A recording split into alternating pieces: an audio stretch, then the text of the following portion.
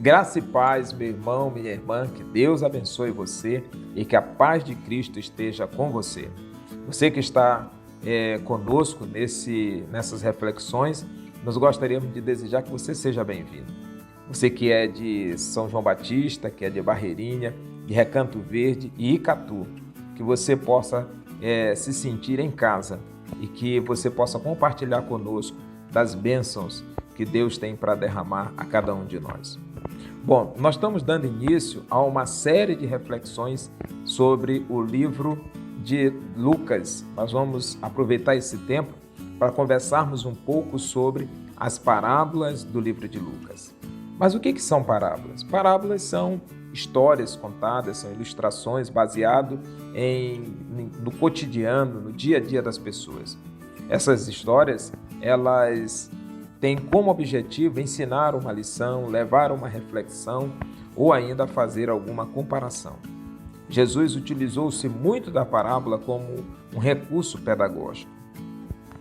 No livro de Lucas, nós temos cerca de 29 parábolas e se você juntar Lucas, Mateus e Marcos, nós teremos ao todo 40 parábolas.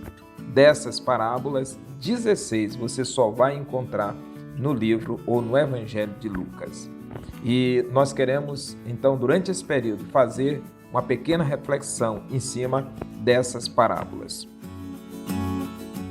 Hoje nós vamos falar sobre a parábola do bom samaritano.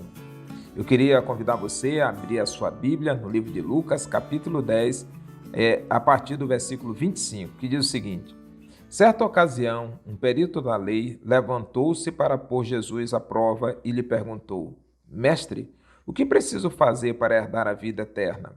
O que está escrito na lei? Respondeu Jesus: Como você lê? Ele respondeu: Ama o Senhor, o seu Deus, de todo o seu coração, de toda a sua alma, de todas as suas forças e todo o seu entendimento, e ame ao seu próximo como a si mesmo. Disse-lhe Jesus: Você respondeu corretamente, faça isso e viverá. Mas ele, querendo justificar-se, perguntou a Jesus: E quem é o meu próximo? Essa parábola, então, Jesus vai contar com o objetivo de dizer àquele indivíduo quem era o próximo dele.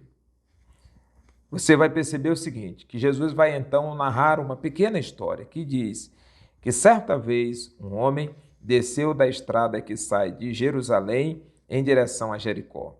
No meio da viagem, aquele homem foi assaltado e ele foi espancado. Suas roupas foram levadas e os seus bens também. E ele ficou ali, caído no chão, praticamente morto. Diz então que em seguida um sacerdote desceu pela mesma estrada, passou por aquele homem e nada fez por ele. Em seguida veio um levita que passou também do lado e ignorou aquele homem. Mas então, vindo um viajante, um samaritano, olhou para aquele homem, moveu-se de compaixão, pegou no braço, pegou óleo e colocou sobre suas feridas, limpou as suas feridas, colocou aquele indivíduo sobre o seu cavalo e levou até uma estalagem, até um hotel, nós diríamos isso no dia de hoje. E ali, aquele homem permaneceu ainda por um tempo cuidando daquele indivíduo. Depois, ele vai chamar o homem daquela estalagem e diz o seguinte: Olha, eu vou deixar aqui com você 2 denários e vou viajar. Esse dinheiro é para cobrir todas as despesas que aquela pessoa, que esse rapaz tiver aqui. Quando eu retornar, se tiver alguma despesa extra, eu vou pagar. E aí Jesus faz a seguinte pergunta para aqueles doutores da lei, aqueles conhecedores da lei: Quem foi o próximo daquele homem? E diz então que ele responde: Aquele que lhe fez o bem. Nessa história, meu amigo, nós temos então 3 personagens importantes. Nós temos o levita, nós temos o sacerdote e nós temos então o samaritano. O que nós vamos verificar? Primeiro, quem são esses personagens? O sacerdote, ele era alguém responsável por realizar os sacrifícios no templo. O sacerdote era um mediador entre Deus e o povo. O sacerdote era alguém que conhecia profundamente as Escrituras e instruía o povo sobre essas Escrituras. Por outro lado, nós também temos o levita. Quem são os levitas? Os levitas são descendentes da tribo de Levi, e de lá saíam os sacerdotes. O primeiro sacerdote que foi instituído por Moisés foi Arão, o seu irmão. Ele era o sumo sacerdote. Os levitas, eles eram responsáveis pelo louvor, eram responsáveis por cuidar do templo. Eles zelavam, eles eram porteiros, eles eram padeiros, enfim, todas as atividades relacionadas ao templo deveriam ser realizadas pelos levitas. E quem eram os samaritanos? Os samaritanos constituíam um povo discriminado pelos judeus pela sua origem. Eles habitavam a região de Samaria, também eram judeus, mas eles foram dominados pelos assírios e acabaram se aculturando, ou seja, eles acabaram absorvendo parte daquela cultura pagã. Esse povo, os samaritanos, eram considerados pelos judeus como alguém impuro, como alguém pecaminoso, de quem não poderia se esperar qualquer tipo de gesto de virtude. Observando então essa parábola, nós vemos que Jesus inverte a lógica. O santo, aquele que conhece a lei, aquele que é o religioso, ele não faz a vontade de Deus, mas aquele que é discriminado, aquele de quem não se esperava nada. O Espírito de Deus age sobre ele e ele faz a vontade de Deus. E aí nós percebemos que há uma diferença entre ser religioso e ser um discípulo de Jesus. O religioso, ele está preocupado com a realização dos rituais, ele está preocupado com as cerimônias, ele está preocupado com a tradição. O seu olhar está muito mais no sentido vertical, ele está preocupado em ligar-se a Deus e, na maioria das vezes, ignora os homens. Aquele levita e aquele sacerdote que passaram ali, talvez eles não tenham parado, porque não havia um público, porque não haviam pessoas que estavam ali para observar o que eles estavam fazendo. Você percebe que às vezes tem pessoas que gostam de demonstrar que são muito religiosas, mas a sua vida religiosa, ela é uma vida voltada para o público, para que as pessoas possam admirá-lo. Outras dão esmola e fazem isso para que os indivíduos olhem para a esmola que ele está dando. E aí colocam nas redes sociais, colocam nos microfones, nas praças, para dizer, eu sou bom.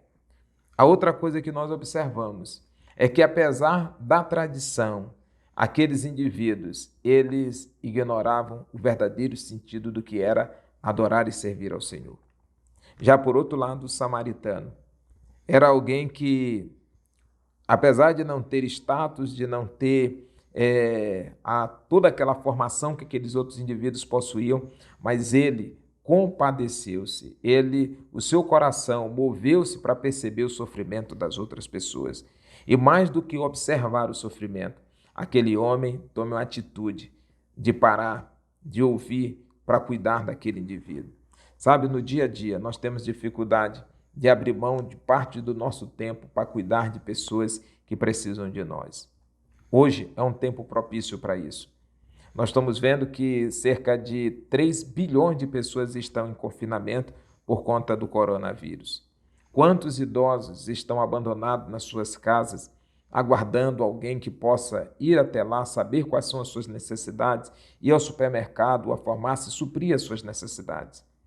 Quantas pessoas que não estão podendo trabalhar precisam que a sua despensa seja abastecida? E quantos de nós ignoramos esse sofrimento e às vezes estamos preocupados apenas em dizer que nós temos fé? Deus nos dá a oportunidade de transformar a nossa religiosidade em um gesto concreto de amor e solidariedade aos homens. Pense nisso. Gostaria de convidar você para fazer uma oração nesse momento.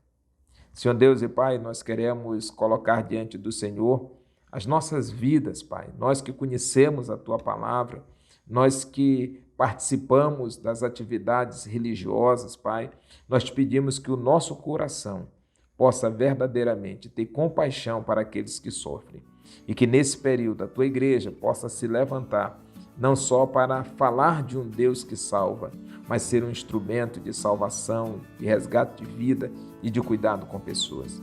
fica conosco e nos abençoa. Em nome de Jesus. Amém. Que Deus o abençoe.